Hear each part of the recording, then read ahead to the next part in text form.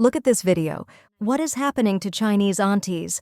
In the past, they were just ordinary middle-aged women, tied to traditional Chinese imagery. But nowadays, the term Chinese auntie is used to describe older women with controversial behaviors. From dancing in public squares day and night, pushing and shoving during sales, to arguing, fighting, and even engaging in public confrontations. This issue isn't limited to China. The image of the Chinese auntie has spread globally, becoming a negative symbol of China's freeloading culture. World star. This is a Chinese couple at a matcha cafe in California. Somehow they became angry and started arguing with the staff at the store. I mean, this is a matcha tea shop, probably the quietest place you can go. And here is another Chinese couple on the street. A street performer dressed up as a tree teased them, and their reaction was genuine anger. The Chinese man aggressively kicked the performer. Many Chinese people from the mainland act like bulls, ready to charge at any moment.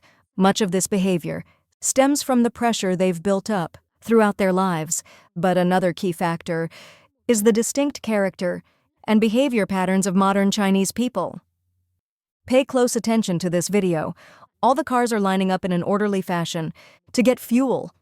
But right at that moment, an SUV tries to pull a sneaky move, cutting directly in front of a car that was about to refuel. Then the man shouts, "Don't talk to me about those ridiculous rules, just fill up my tank already." Meanwhile, the cars behind are still waiting patiently in line. This incident happened during a World Cup qualifying match between China and Japan. The match took place in southern China, and after the game, a fan, wearing the Japanese national team jersey, was surrounded by a crowd of Chinese supporters who demanded he take off the shirt and called him a traitor. In the end, he was cornered and the police forced him to remove the jersey. Here, a woman refuses to give up her seat to a standing passenger. She even puts her legs up, occupying 2 seats. In another video, an elderly woman on a train wants to take off her shoes and place her feet on the seat next to a young woman. When the young woman refuses the request, the situation becomes tense. "Ah yeah, you hit me in the eye. If I go blind, you'll have to take responsibility for me for the rest of your life." You could call this a sense of entitlement, selfishness, or perhaps something that has simply become normalized. Here's a foreigner living in China. He records a video of a woman and her son littering on the street near their apartment complex. The foreigner says, "This behavior shows a lack of character and is shameful." But the woman and her son don't seem to think they've done anything wrong. Instead, they argue to justify their actions. Another behavior commonly seen among mainland Chinese people is talking loudly on the phone in public. When someone asks them to lower their voice, not only do they not quiet down, they speak even louder. Are you kidding? No way! Are you serious? No! Get out of here! Are you kidding? In the video, a foreign couple was trying to park their car when they were suddenly and unreasonably blocked by a woman. "Are you joking? Get out of the way. You're not even in a car, ma'am." The angry couple confronted her immediately. Throughout the video, no matter how much criticism she faced, the woman in the blue vest remained arrogant and unapologetic. Worse still, afraid her daughter couldn't handle the confrontation, an older woman, apparently the mother, charged in aggressively. She boldly declared, "We're not that easy to push around. With me and my daughter here, you're not parking today. Better give up and find somewhere else." However, the couple refused to back down and continued the argument. Things escalated further when an even older woman appeared, likely the grandmother. From the moment she arrived, anyone could tell this family was not to be underestimated.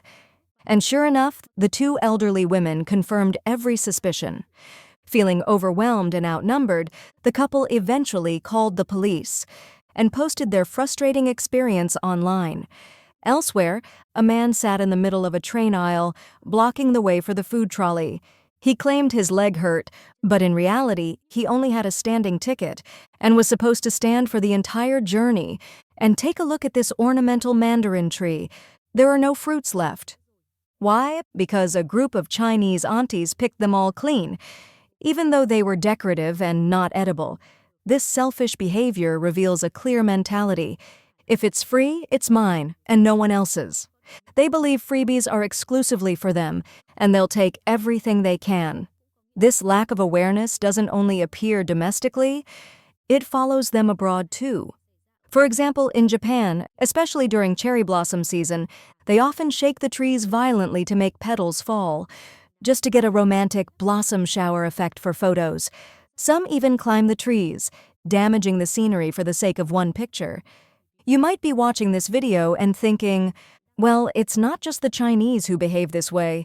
Other cultures do this too. And you're absolutely right, but there seems to be a pattern.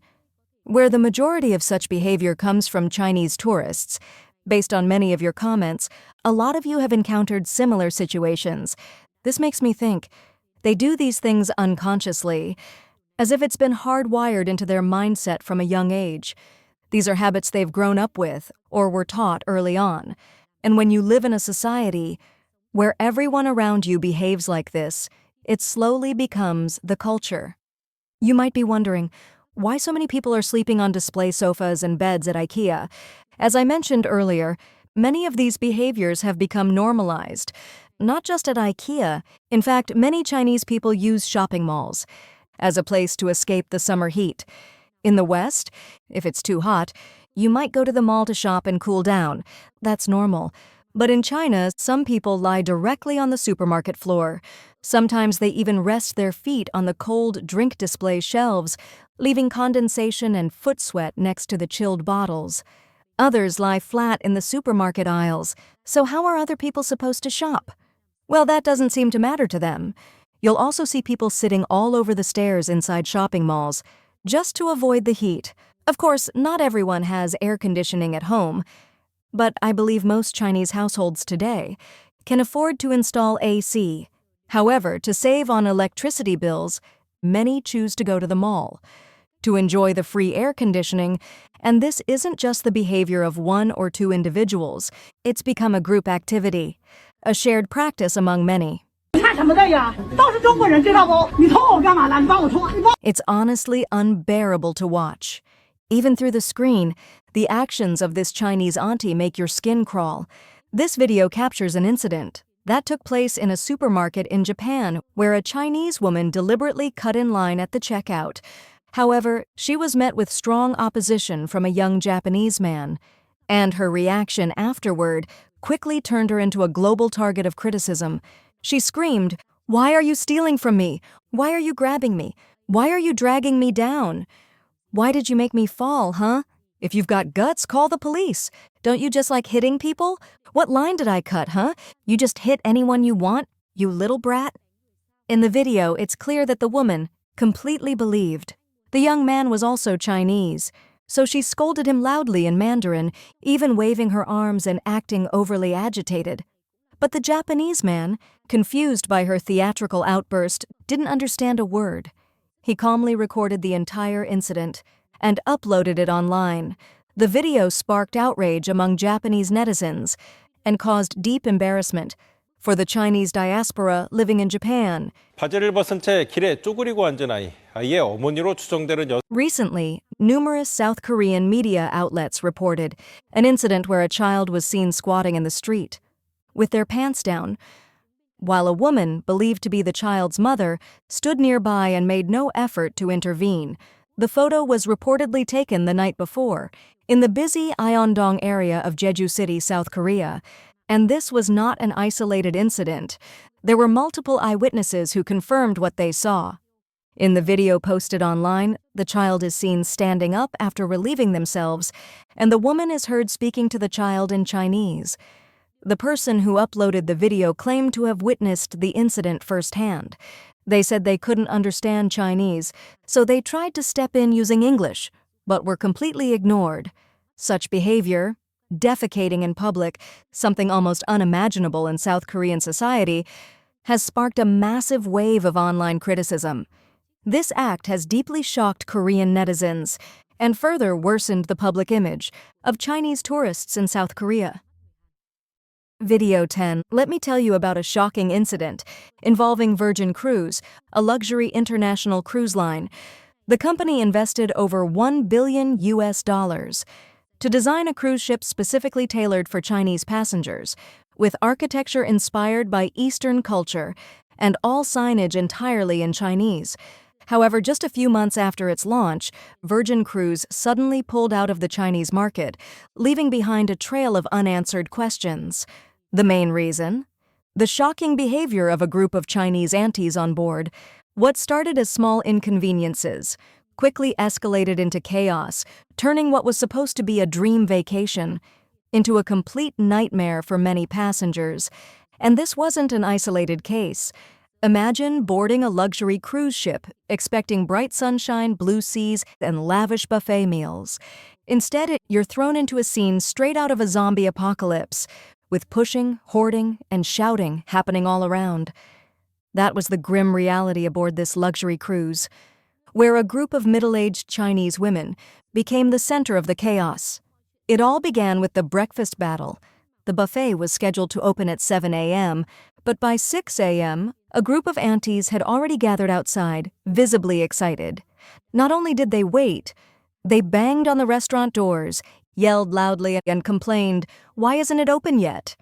What should have been a peaceful morning turned into a tense standoff.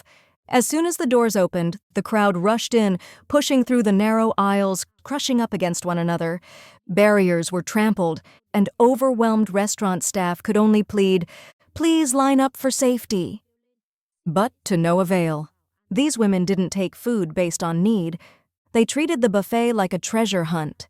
Shrimp, bread, milk, everything was wiped clean within minutes, regardless of whether they could finish it or not. Some even ate while still waiting in line, using chopsticks to take food directly from the serving trays, leaving other guests shocked and uncomfortable. Initially, Joy Cruise was meant to symbolize the rise of luxury travel in China. It had high hopes of tapping into the booming tourism market, but after only a short time, the ship was pulled from the Chinese market and reassigned to operate in the United States. Looking back, the generation of Chinese aunties is a product of their era. They lived through major upheavals, from the Great Leap Forward to famine to the Cultural Revolution, where hardship and struggle were matters of survival. Even though life today is more prosperous, those survival instincts haven't disappeared, they're just dormant. When discounts, promotions, or any chance for something free arises, that instinct to fight resurfaces. What happened to Confucian values of respect, to the philosophies of Buddhism and Taoism, to the traditional values that shaped China for 5,000 years? They seem to vanish after the 1967 Cultural Revolution, when the rise of communism under Mao Zedong demanded that the new China purge all old values. This topic isn't often discussed, but it's one of the key reasons why. The Chinese Communist Party destroyed the country's traditional culture.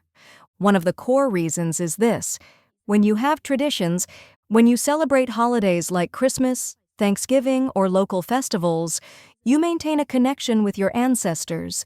And when you have ancestors, you are bound by moral codes. But if the party wants to control you, it needs to erase that moral foundation entirely.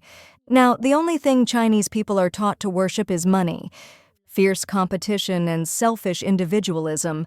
That's all they know, or have been taught, since childhood. Let me offer a clear comparison. How do people view mainland Chinese compared to Taiwanese? Both are descendants of Chinese civilization, yet Taiwanese people enjoy a far better reputation. In fact, many Taiwanese don't want to be called Chinese, precisely because of how mainland Chinese behave abroad. If we look more broadly across East Asia, compare Japanese, Koreans, and Taiwanese. On the surface, all these cultures exhibit a far higher degree of politeness. Internally, they may also harbor negative views about the West, but at least they still present themselves with civility. And that's a major difference. China is the oldest continuous civilization in the world and has deeply influenced neighboring cultures. But it has lost its identity, its dignity, and its sense of self-respect. They no longer respect themselves. That's why modern China is a nation without manners. In the past, Chinese education upheld moral foundations like benevolence, righteousness, propriety, wisdom, and faithfulness, the ethical pillars of a harmonious and sustainable society. But in modern times, as materialism and individual gain take priority, moral upbringing has been sidelined, replaced by pragmatism. Children are no longer taught morality or integrity. Instead, they learn how to be shrewd and competitive for personal gain. The result? A generation that values money above all else, where personal gain overshadows ethics and deceit becomes a tool for survival. When every value is reduced to material benefit, honesty becomes secondary, while empathy and humanity slowly fade away. This shift not only affects Chinese society, it has wider consequences. A society where each person only cares about personal gain, willing to step on others to get ahead, will eventually lose all mutual trust. And when trust is gone, all relationships become fragile and transactional. Returning to the topic, about the controversial behavior of Chinese citizens, have you ever witnessed this kind of aggressive and rude behavior from Chinese people? Do young people in China act this way too? Or is this just a stereotype tied to the auntie generation? Share your thoughts in the comments. If you found this video interesting, don't forget to like and subscribe to the channel so you won't miss upcoming content. Thank you for watching, and see you in the next video.